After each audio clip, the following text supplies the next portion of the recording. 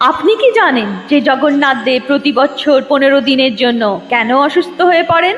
কথিত আছে যে ভগবান জগন্নাথ দেবের একজন খুব বড় ভক্ত ছিলেন, যার নাম ছিল মাধব দাস।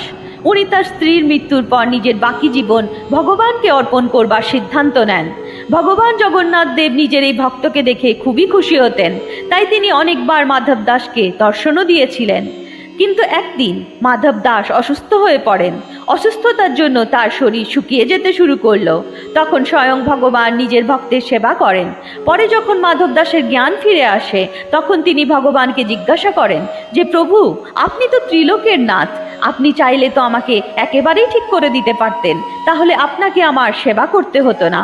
তখন ভগবান হেসে উত্তর দেন যে, যদি তুমি এই জন্মে তোমার কষ্টটা না ভোগ করতে, তাহলে তোমাকে আবার জন্ম নিতে হতো, আর আমি সেটা একদমই চাই না।